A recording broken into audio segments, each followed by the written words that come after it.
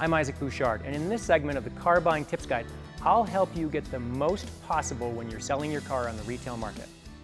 Let's start with the cosmetics. First, get it professionally detailed. In the guide, I explain how to find a good detailer and what you should pay. This will take care of the little scratches and blemishes and get your seats, carpets, and other interior surfaces looking their best.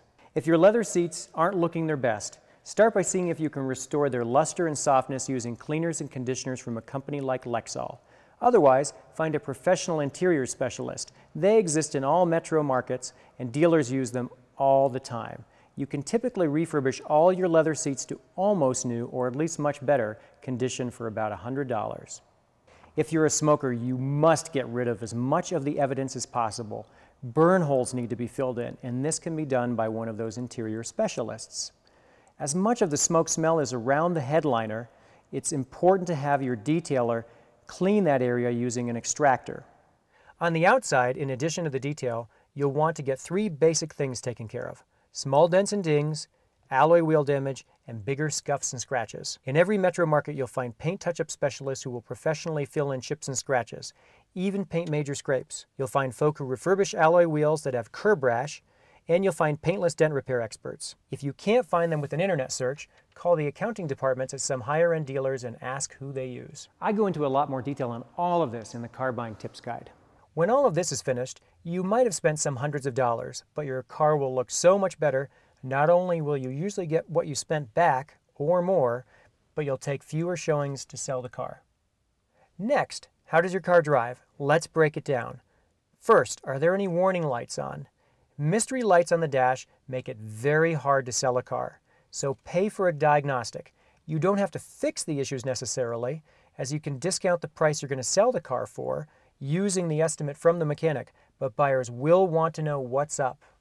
Along the same lines, does your vehicle's engine and transmission feel smooth and responsive, or are there problems? Only you can decide what's worth fixing, but obvious issues will quickly kibosh any deal. If your tires are worn, your car will be noisier to drive, but it's easy to negotiate the price of a new set of skins off the sale price if you're short of cash. Or you can save a bunch by going for used takeoff tires. Brakes are another matter. Make sure your brakes are in decent shape without the telltale rumblings or funny pedal pulsations of warped rotors.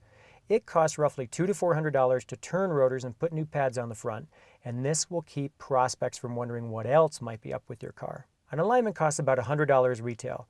If your car pulls hard one way or the other, it might be worth doing. Depending on the time of the year, it may or may not be worth replacing a cracked windshield. Note that there are less expensive ones available for most cars. They run about $200. Fill in any rock chips so they don't turn into cracks. As far as electrical systems like power window regulators, air conditioning, etc., you can also apply a more case-by-case logic to deciding what to fix and what not. But again, it helps if you at least have a mechanic print out an estimate of the cost of repairs. Finally, keep it clean. This makes a huge difference in a buyer's eyes. Test driving a smelly, dirty car colors people's perceptions and will net you less money. If you follow the tips here, you'll maximize what you get when you sell your car.